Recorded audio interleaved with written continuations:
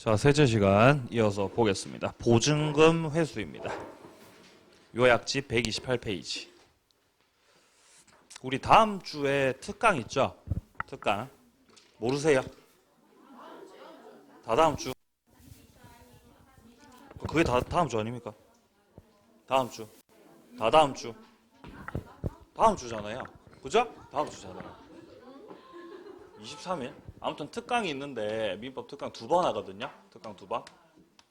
2번 있어, 2번. 특강이 어떤 건지 설명만 좀 하겠습니다. 어떤 건지. 네. 좀 민망하지만 자, 설명합니다. 자, 이 특강은 일단 논점. 시험에 출제되는 논점이 있어요. 논점. 네? 논점 약 50개를 정리합니다. 원래 이제 이 민법을 보면 이 민법에 체계가 있죠. 체계. 이 체계라고 하는 것은 1편부터 4편까지를 말하는 거예요. 1편 민법 총칙, 2편 물권법, 3편 계약법, 4편 특별법. 이렇게 총 4편으로 구성되어 있잖아요. 민법이. 이 민법 체계죠. 4편. 자, 그리고 체계 속으로 들어가면 목차가 나오죠. 목차. 예를 들어 민법 총칙으로 들어와 보시면은 뭐 권리 변동, 법률 행위, 의사 표시, 대리, 무효 취소 이런 거 나오잖아요. 그죠? 예를 들어서 뭐 목차 속에서 뭐 법률 행위가 있다. 법률 행위. 총칙에서의 법률 행위. 자, 그럼 이제 목차 속에서 한 단계를 더 들어가면은 여기에 이제 출제 논점이 나오는 거예요. 논점. 예를 들어 법률 행위에 나오는 논점이 뭐가 있었어요? 뭐가 있었죠? 다 까먹었죠, 그죠? 반사회적 법률 행위 이런 거. 반사회적 법률 행위. 불공정한 법률 행위 이런 게 논점이에요. 그러니까 우리가 이제 통상적으로 이제 정규 수업을 할 때는 이제 체계 속에서 민법의 체계 속에서 목차를 잡고 논점 순으로 보죠. 근데 이 특강을 할 때는 논점만 다 뽑아 놓은 거죠. 출제되는 그 논점만 이제 50개로 추려서 정리를 해 놓은 거예요. 출제되는 것만. 그죠? 자, 이거를 놀라지 마세요. 자, 이거를 비포 양면. 비포 양면 인쇄를 해 가지고 약 20장. 많아요? 많다고요? 글씨 크기 커요. 글씨 크기 커요. 자, 글씨 크다. 자, 폰트가 크고. 자, 폰트가 제 기억이 맞다면 11.5예요. 11.5. 크잖아요, 폰트가. 그리고 여기에 문제도 들어있어요. 논점별로 문제도 들어가 있다고요. 풀이까지. 그럼 양이 많은 게 아니지 않습니까? 이론만 생각을 해보면요. 그래서 비포 양면 인쇄에서 20장으로 최대한 압축을 해서 여러분들께서 이제 그 시험 치기 전 혹은 모의고사 치기 전 이럴 때 한번 빠르게 볼 수 있도록 그렇게 만들어 놓은 거예요. 그러니까 이게 특강에서 이제 요걸로 수업을 진행을 하지만 실질적으로 이제 특강 들은 이후에 이 자료를 가지고 여러분들께서 이제 빠르게 볼 수 있는 이제 그렇게 최적화된 자료라는 것이죠. 이걸 만들고 있어요. 지금 만들고 있다는 거죠. 그래서 특강을 필요하시다라고 생각이 되시는 분들은 들으시면 됩니다. 이렇게 이제 구성이 되어 있습니다. 아마도 시간 관계상 문제 풀이는 다 못할 것 같고 문제는 이제 그 풀이를 다 뒤에 정답하고 달아놓고 이론을 정리하는 위주로 해서 이제 이렇게 정리를 해보도록 하겠습니다. 그래서 이제 이틀에 걸쳐서 총 몇 시간입니까? 10시부터 한 6시까지 하니까 한 7시간입니까? 하루에? 7시간? 점심시간 점심 식사하셔야 되잖아요. 그죠? 그러니까 약 한 4시간 정도 동안에 민법 전 영역을 다 다룬다라는 그런 특강으로 보시면 되겠습니다. 많이 부담스러우시죠? 주말에 나오셔가지고 이렇게 수업 들으시는 게. 그래서 좀 스스로 좀 판단을 해보시고 필요하다고 느껴지시면은 들으시면 분명히 많은 도움이 되실 거예요. 아시겠죠? 예. 자, 그럼 이제 보증금 회수. 자, 이어서 진도 나갑니다. 자, 우선 면제권부터 나와 있습니다. 자, 아까 전에 우리가 대항력을 봤을 때 대항력 취득 방법은 인도받고 주민등록 하면은 다음 날 대항력 취득이었죠. 자, 그러면 주택 임차인이 목적물을 인도받고 인도받고 주민등록을 하면 그 다음 날서부터 대항력을 취득하죠. 그죠? 대항력 취득. 자, 근데 이 대항력을 이렇게 취득한 상태, 대항력이 전제가 된 상태에서 임차인이 추가적으로 임대차 계약서상 확정일자라는 걸 받을 수 있죠. 확정일자. 확정일자 도장 갖다 찍으시면은 대항력 취득과 더불어서 뭐도 취득하게 돼요. 네, 이때 이제 우선 변제권 취득하게 되죠. 그래서 우선 변제권 취득을 위해서는 임대차 계약서상 확정일자 도장 갖다 찍으셔야 된다는 거예요. 근데 주의하실 점은요. 확정일자 도장만 찍었다고 우선 변제권을 취득하는 것은 아니에요. 대항력이 전제가 돼야 돼요. 대항력이 전제가 돼야 된다. 그러니까 일단 대항력을 깔고 있고 대항력을 깔고 있는 상태에서 확정일자 받았을 때 우선 변제권 취득한다는 거죠.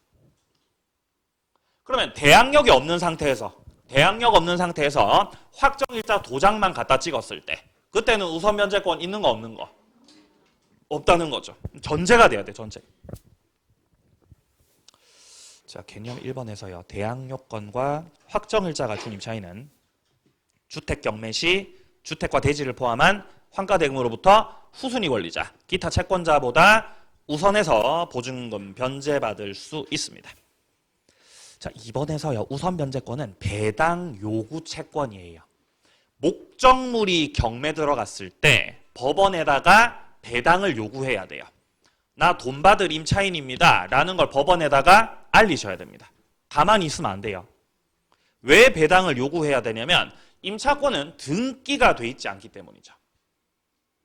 등기가 안 돼 있어서 배당을 요구해야 돼요.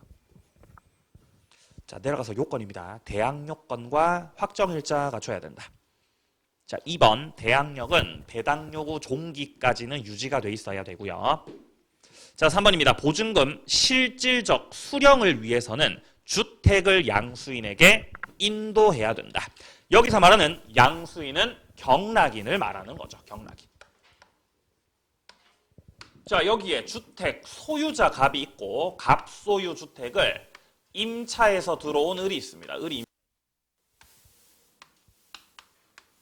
인도 주민등록과 확정일자를 통해서 대항력과 우선 변제권을 다 가지고 있습니다. 자, 이런 상태에서 목적물이 경매가 되고 갑의 주택이 경매가 되고 이 목적물을 경락을 받았죠. 병이 경락 받았다. 병이 경락을 받으신 거죠. 누가 소유자? 주택 소유자. 병이 소유자죠? 이때 을이 보증금을 수령하기 위해서는 보증금을 수령한다는 거는 내 계좌로 딱 입금을 딱 받는 그거 말하는 거죠? 보증금 수령.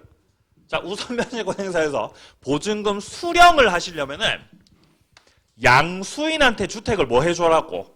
인도해주라고.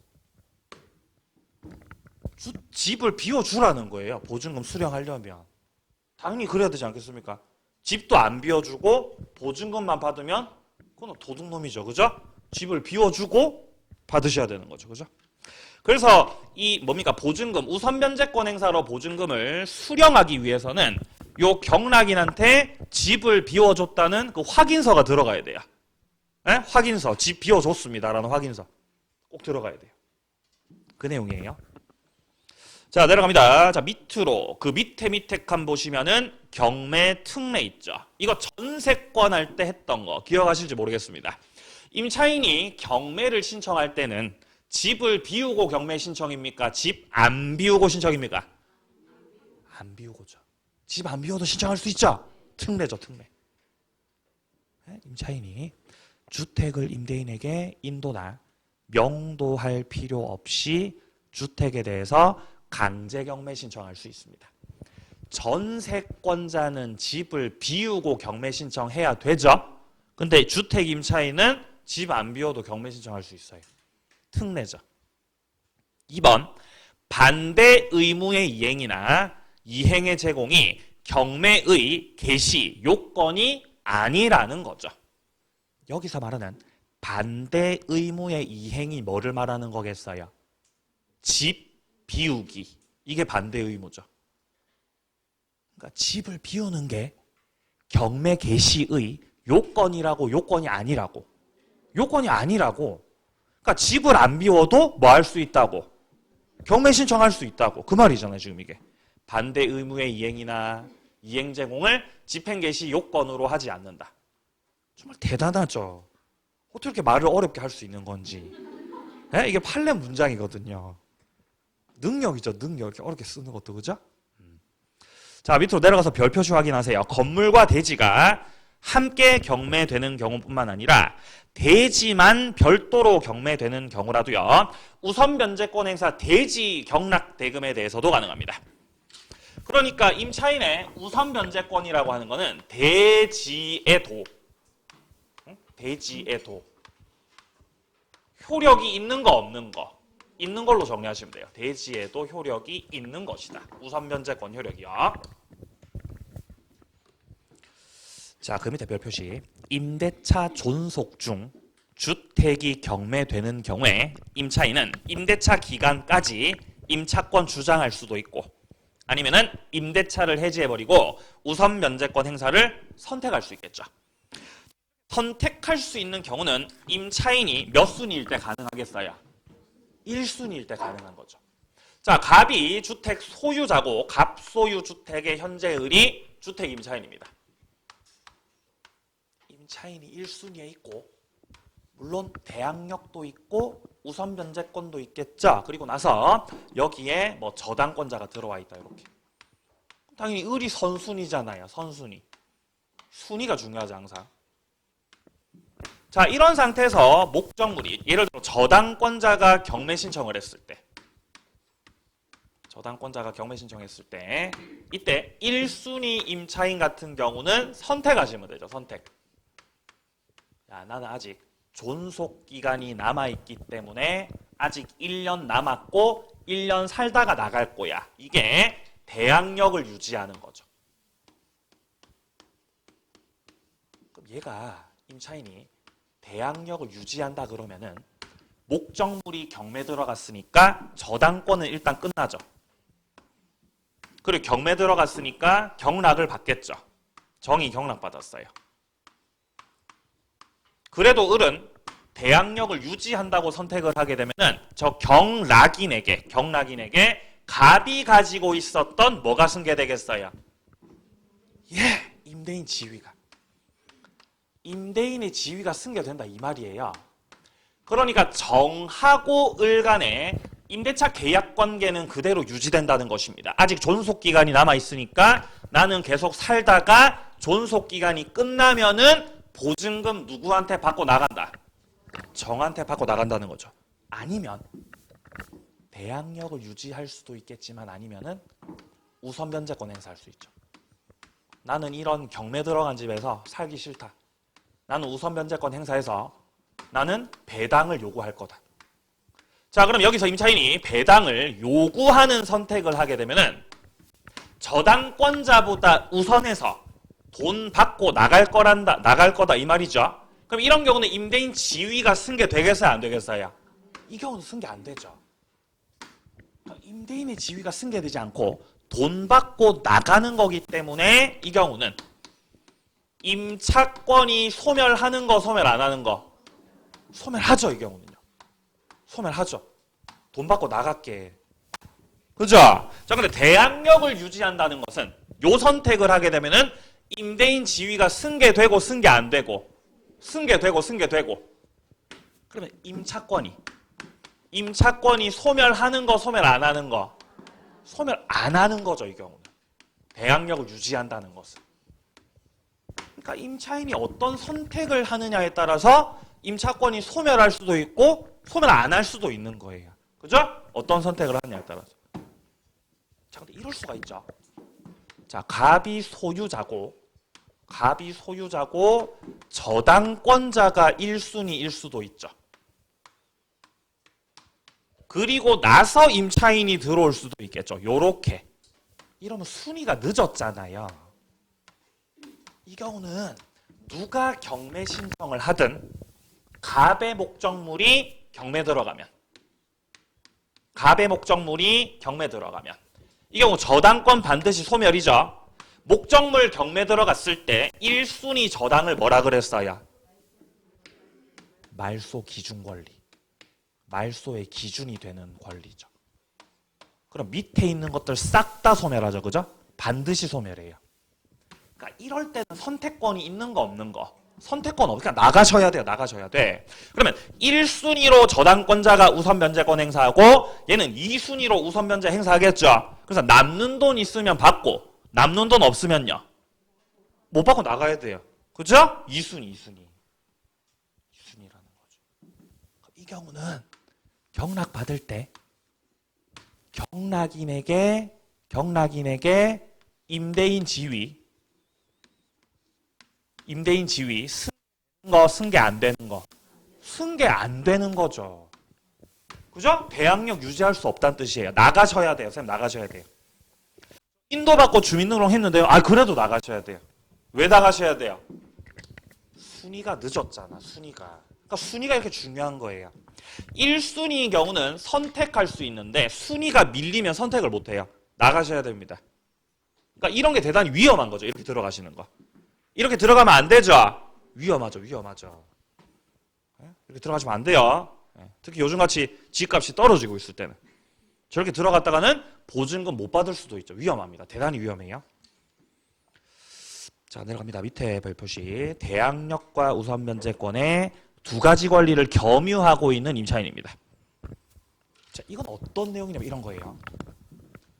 자, 임차인이 일단 1순위 임차인이었고요. 자, 일단 목적물이 경매가 들어간 거예요. 자, 목적물이 경매 들어가서 이때 임차인이 우선 면제권을 행사했어요. 우선 면제권. 요거를 법원에다가 행사한 거죠. 그러면 돈 받고 나갈 거라는 거죠. 그죠? 돈 받고 나갈 거야. 근데 문제는 우선 면제권을 행사했는데 보증금을 전액 변제받지 못한 거예요. 전액 변제를 못 받는다. 그렇죠? 내가 받을 보증금이 이 양반들아 지금 1억이야. 1억. 근데 우선 면제권 행사했더니 8천만 원밖에 못 받은 거지. 그럼 2천만 원 아직 못 받은 거죠. 못 받은 거죠. 그럼 이 경우는 2천만 원 못 받은 거에 대해서 경락인 붙잡고 늘어질 수 있다는 거죠. 대항력을 유지할 수 있다는 거예요. 다 받았으니까요. 다 못 받았으니까요. 다 못 받았으니까 대항력 유지할 수 있는 거예요. 2천만 원 받을 때까지. 왜냐면 보증금 전액 변제받기 전까지는 임대차 계약 관계가 존속하는 것으로 간주가 되기 때문입니다. 자, 그럼 얘가 계속 안 나가죠. 나 2천만 원 못 받아서 안 나간다. 그럼 얘는 경락을 받고도 이 집을 자기 마음대로 할 수가 없잖아요. 그죠? 얘 마음대로 못 하잖아요. 집에 누가 살고 있어요? 2천만 원 달라고 이렇게 하고 있죠. 그러다가 얘가 또 은행 대출 못 갚아서 또 경매 또 들어갔어요. 망해버린 거죠. 또 경매 들어갔죠. 그럼 여기서 또 다른 사람이 경락 받겠죠? 또 다른 사람이 경락 받았다. 무가 경락을 받았어요. 자, 이때 그러면 제2 경매 절차에서 임차인이 과연 우선 변제권 행사를 할 수 있겠냐는 거죠. 지금 지문이 이거예요. 우선 변제권이라는 거는요, 한 번만 할 수 있어요. 일회용이라는 거죠. 일회용. 그렇죠? 일회용이다.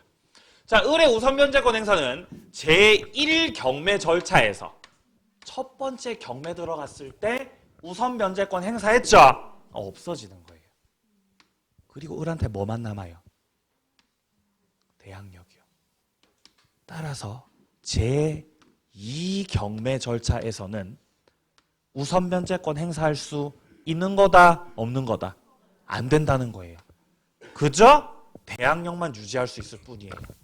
우선 변제 안 돼요. 일회용이다. 지문 확인하세요.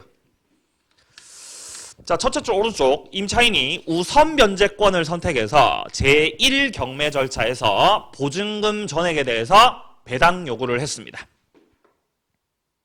보증금 전액을 배당받을 수 없었던 때, 이때 경락인에게 대항해서 반환받을 때까지 임대차 관계 존속을 주장할 수 있을 뿐이고 제2경매 절차에서 우선 변제권에 따라 배당을 받을 수는 없는 것이다.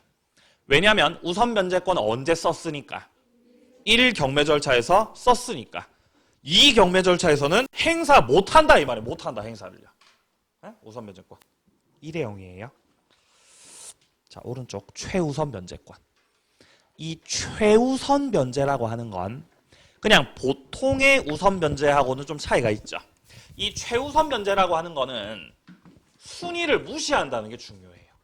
순위를 무시한다. 제일 먼저 받아요. 이런 게 가장 골 때리는 거예요. 이런 게.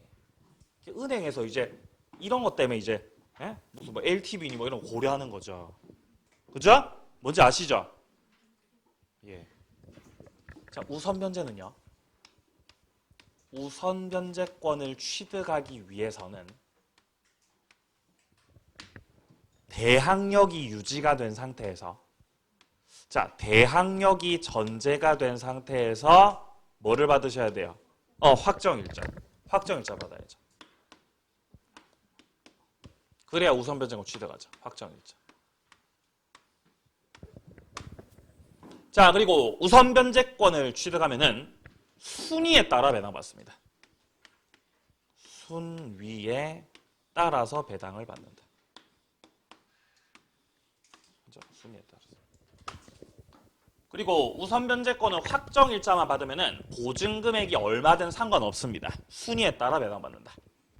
근데 최우선 변제라고 하는 건요.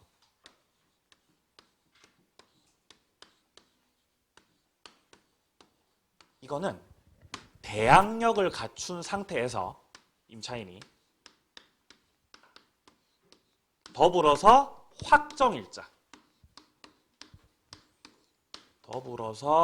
확정일자는 받으실 필요가 없습니다. 이게 중요해요. 이게 완전 헷갈리는 거죠, 이게. 우선 변제권 취득을 위해서는 확정일자가 필요한데 최우선 변제권 같은 경우는 확정일자 필요 없다는 거예요. 뭐만 있으면 된다? 대항력만 있으면 돼요. 그러니까 즉 인도 주민등록만 있으면은 최우선 변제권 취득해버린다는 것입니다. 자, 그리고 최우선 변제라는 거는 순위를 무시해요. 순위를 완전히 무시해버립니다. 순위 무시하고 제일 처음 받아요. 그리고 최우선 변제권 행사하기 위한 이 보증 금액의 제한이 있습니다. 최우선 변제는. 자, 근데 우선 변제권은 보증 금액 제한 없어요. 제한 없다. 차이가 있죠.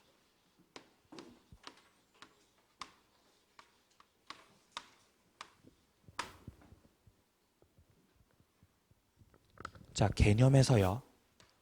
둘째 줄에 보시면은 최우선에서 변제받을 수 있는 권리다. 순위를 무시한다. 자, 밑에 요건 확인하세요. 대항요건 필요합니다. 확정일자 그거 필요 없어요. 대항요건을 갖추면 됩니다. 자, 동그라미 2번에 보시면요. 보증금이 대통령령에서 정하는 기준금액 이하여야 돼요. 기준금액 이하. 그러니까 서울시에서 최우선 변제를 받으려면 주택임차인의 보증금이 1억 1천 이하여야 돼요. 만약에 그럼 보증금액이 1억 2천이에요. 예를 들어 서울시에서. 그럼 최우선 변제 받는다, 못 받는다? 못 받는다는 거죠. 그러니까 최우선 변제 받을 수 있는 요건을 갖추려면은 서울시에서 보증금 얼마 이하? 1억 1천 이하여야 된다는 거죠. 근데 오른쪽에 그러면 실질적으로 최우선적으로다가 보증받을 뭡니까? 전액이 아니라 받을 수 있는 그 금액은 여기 3,700이라는 거죠. 3,700. 네? 니은의 수도권 마찬가지예요. 1억 이하가 됐을 때 최우선 변제 받을 요건을 갖추고 실질적으로 받을 수 있는 금액은 3,400이라는 거죠. 이것에 광역시 6천 이하 받을 수 있는 금액 2천 이하고요. 기타 지역은 5천 이하 1억 700, 1,700 이하입니다. 자, 밑에 제한 보세요. 주택 가격의 2분의 1에 해당되는 금액까지만 최우선 면제권이 있습니다. 네? 2분의 1이라는 거죠. 네? 갑이 주택을 가지고 있고요. 네? 갑의 주택에 저당권자 들어와 있어요. 저당권자. 그럼 예를 들어서 갑이 담보로 제공하는 그 주택. 갑이 담보로 제공하는 그 주택이 예를 들어 4억일 때 주택이 4억짜리라고 은행에서 4억 빌려줍니까? 그러진 않잖아요. 그죠? 네. 뭐 예를 들어서 뭐 2억 이렇게 빌려주죠. 2억. 이런 식으로. 네? 이런 식으로 한 이유가 뭐냐면 이 다음에 임차인이 들어올 수 있잖아요. 그죠? 임차인이. 근데 얘가 예를 들어서 서울시 기준으로 해가지고 보증금액이 예를 들어서 3,700이에요. 이런 무적이죠, 무적. 그죠? 이렇게 딱 걸면 무적이잖아요, 임차인이. 제일 처음 봤죠. 그죠? 이렇게.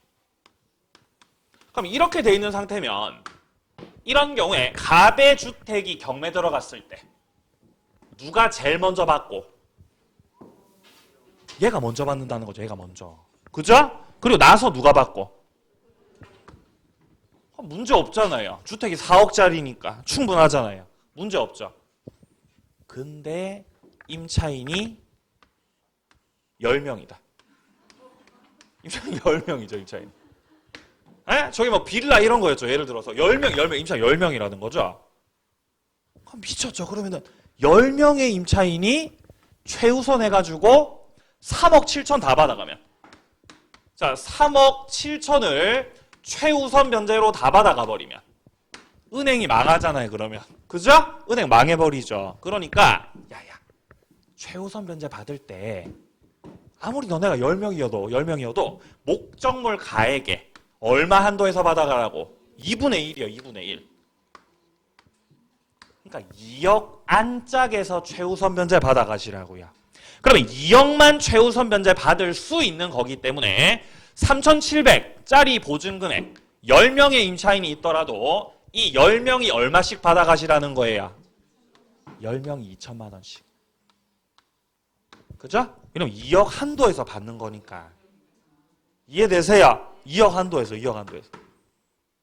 이렇게 계산하는 거 안 나와요. 2분의 1이 시험에 나와요. 2분의 1에 해당하는 금액까지만 최우선 면제 행사할 수 있다. 2분의 1. 자, 내려가세요. 6번. 임차권 등기 명령제도입니다. 자, 개념을 보시면은 임대차가 종료되고 나서 임차인이 보증금 반환받지 못했을 때 단독으로 임차권 등기를 할 수 있는 이런 제도를 임차권 등기 명령제도라 그래요. 원칙적으로 임차권 등기를 하고 싶으면은 임차인 혼자서는 할 수 없습니다. 누구랑 같이 가야 되죠? 임대인하고 같이 가야 돼요. 손잡고 같이 가야 돼요. 공동신청이 원칙이니까. 그러니까 임대인이 동의를 해줘야 임차권 등기할 수 있는 거죠. 근데 이 제도를 활용하면은 임대인의 동의가 없더라도 임차권 등기를 단독으로 할 수 있어요. 네, 아주 쓸만한 제도예요. 이게 어떤 거냐면 이런 거예요. 임대인이 있고 임차인이 살고 있죠. 임차인이, 주택 임차인. 근데 임대차가 종료가 된 거예요. 임대차 종료. 임대차 끝났으니까 얘가 보증금 받아야 되겠죠. 보증금 주세요, 빨리 생님. 보증금 주세요. 보증금 반환 청구. 아니, 왜냐면 제가 집을 새로 샀어요. 새 집을 장만했다는 거죠. 새 집을 장만을 했다. 그럼 새 집 장만했으니까 빨리 이사 가야 되잖아요. 이사 가야죠. 그럼 보증금 받고 가야죠. 보증금 받고. 그죠? 보증금 안 받고 갈 수 없잖아요. 보증금 달라 그러죠. 이때 갑이 이러는 거죠. 야, 다음 세입자 들어오면 내 보증금 줄게 이러는 거죠. 근데 다음 세입자가 안 들어올 수가 있죠. 얘가 보증금을 너무 안 낮추시니까. 시세가 떨어지고 있는데. 그러면 임대차가 종료됐음에도 불구하고 보증금 반환 청구를 함에도 불구하고 보증금을 안 빼주시는 거죠, 갑이. 아니, 그러면 을이 인도받고 주민등록이 돼 있는 상태에서 확정일자도 받으셨고 그럼 대항력이 있지 않습니까? 그리고 우선 변제권도 있는 거잖아요. 근데 가족들 다 이사하고 짐도 싹 다 옮겨놨는데 이 주민등록을 새 집으로 옮겨요, 못 옮겨요? 못 옮기죠. 왜냐면 주민등록을 다른 데로 옮겨버리면은 대항력이 어떻게 되니까? 대항력이 어떻게 되니까? 상실. 그러니까 우선 변제도 어떻게 되니까? 상실. 다 끝나는 거죠, 그러면. 그럼 보증금 받아요, 못 받아요? 못 받는다는 거죠. 그러니까 주민등록 옮겨요, 못 옮겨요? 못 옮긴다는 거죠. 겁나 불편해요, 이러면요. 이러면 어떻게 해야 돼요? 예를 들어서 우편물 날라오잖아요. 어떻게 해야 돼요? 저 가야 된다는 거죠. 그럼 여러분도 이렇게 생각하잖아요. 뭐 그냥 가면 되지. 근데 새 집이 제주도 예를 들어서. 새 집이 제주도에 제주도에다 집을 마련했다고요. 그러니까 우편물 가지고 비행기 타야 되잖아요. 그죠? 불편해 안 불편해요? 겁나 불편해요. 이러면요. 저기 이런 적 한번 있어요. 새 집 장만해놨는데 보증금 안 빼주는 거죠. 계속 우편물 가지고 가는 거죠. 이렇게. 그러니까 이분이 미안했는지 우편물로 사진 찍어서 이렇게 보내주시더라고요. 미안했는지. 자, 그럼 이때 을은 주민등록을 못 옮기니까 이런 경우에 관할 법원에다가 주택 소재지 관할 법원에다가 임차권 등기 명령 신청할 수 있습니다. 자, 그러면 등기 명령 신청했을 때 관할 법원에서 이거를 받아들이게 되면 신청이 허가가 떨어지게 되면은 임차인이 단독으로 임차권 뭐 할 수 있다고요? 등기할 수 있다는 거죠. 단독 임차권 등기. 요렇게. 그러면 단독으로 임차권 등기를 격려해버리면은 주민등록을 새 집으로 옮기더라도 임차권 등기를 통해서 대항력이 유지가 되고 임차권 등기를 통해서 우선 변제권 유지가 된다는 거죠. 그럼 주민등록도 된다는 거예요. 그러니까 즉 임차권 등기 명령 제도라는 거는 임대인이 보증금 안 빼주니까 임차권 등기하고 이사 가는 거죠. 등기해놓고 이사 가라는 거죠. 그죠? 대항력 상실하지 않기 위해서. 자, 밑에 신청입니다. 주택 소재지를 관할하는 법원에다가 신청합니다. 자, 밑에 효력. 등기를 통해 대항력과 우선 면제권 취득하고 이미 가지고 있었다면 그거 유지가 된다는 거죠. 밑에 제한이요. 임차권 등기 명령에 의한 임차권 등기가 격려된 주택을 그 이후에 임차한 임차인입니다. 임차권 등기가 격려된 주택을 그 이후에 뭐 했다고요? 임차한 임차인이라고요. 임차한 임차인. 그러니까 얘는 신규 임차인이죠. 신규 임차인. 을이 임차권 등기를 격려해놓고 이사 갔겠죠. 그럼 빈집이잖아요. 그 집에 누가 들어왔어요? 새로운 임차인이야. 얘는 목적물 경매 들어갔을 때 우선 변제는 받을 수 있지만요. 최우선 변제는 못 받아요. 최우선 변제는 받을 수 없다. 만약에 병한테 최우선 변제 인정해주면은 얘도 최우선 변제권 행사, 얘도 최우선 변제권 행사, 등기하고 이사 가면 그 다음 세입자도 최우선 변제권 행사. 최우선 변제권 행사를 너무 넓혀버릴 수가 있기 때문에 막아놨어요. 할 수 없다. 자, 그리고요. 임차인이 임차권 등기를 말소시킬 의무하고 임대인이 보증금을 반환할 의무하고 누가 먼저 하셔야 되겠어요? 보증금부터 빼줘야 돼요? 임차권 등기 말소부터 하셔야 돼요? 보증금부터 빼줘야 돼요. 이게 동시행 아니에요. 동시행 아닙니다. 보증금 반환이 선이행이에요. 선이행. 네가 선이행이지. 왜냐하면 누구 때문에 등기했으니까? 너 때문에 등기한 거잖아. 보증금 빼주면 임차권 등기를 말소시킨다라는 것. 자, 그래서 그 밑에 별 표시에 나와 있죠. 임대인의 보증금 반환 의무, 임차인의 임차권 등기 말소 의무보다 먼저 이행되어야 할 의무다. 동시이행 아니에요.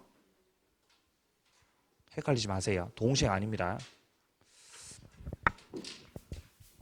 이거 절대 헷갈리면 안 되는 게 지금 이제 지금 1시죠, 그죠? 예? 이제 1시간밖에 안 남은 거예요. 한 것도 없는데. 예? 오늘 특별을 다 끝내려고 그랬는데 어떡하죠? 예? 이렇게 또 진도가 망하고 있습니다. 진도가 망하고 있죠. 자, 임대인의 보증금 반환 채무. 보증금 반환 채무. 이거 하고 임차인의 목적물 반환 의무. 임대차 끝났을 때. 이거는 누가 먼저 하셔야 돼요? 그렇죠. 이거 동시행이죠. 에? 안 속으시네요? 동시행이에요. 맞아요. 보증금 반환과 목적물 반환은 동시 이행 관계입니다. 자, 근데 임대인의 보증금 반환과 임차인의 임차권 등기 명령 제도를 통한 임차권 등기. 이거의 말소 의무하고는 요거하고는 동시 이행이라고 동시행 아니라고. 요건 동시행 아니라고요. 이건 뭐가 선이행이라고? 요 보증금 반환 선이행이라는 거죠. 그 내용이에요. 자, 뒤로 넘기세요. 차임 증감 청구요. 형성권이라 그랬습니다. 자, 동그라미 2번 확인하세요. 증액을 할 때. 증액. 액수 올리는 거죠? 이때 20분의 1을 초과할 수 없어요. 20분의 1을 초과할 수 없다. 몇 프로죠? 5%. 3번. 차임 등의 증액 청구는 임대차 계약 또는 약정 차임 등의 증액이 있은 후 1년 이내에는 할 수 없다. 그러니까 증액할 때 1년에 한 번씩만 올리시라 이 말이에요. 너무 많이 올리지 말고. 1년에 한 번씩 몇 퍼센트 내에서? 5%. 자, 여기까지 주택 임대차고요. 자, 오른쪽에 상가 임대차는 좀 쉬었다가 이어서 가도록 하겠습니다.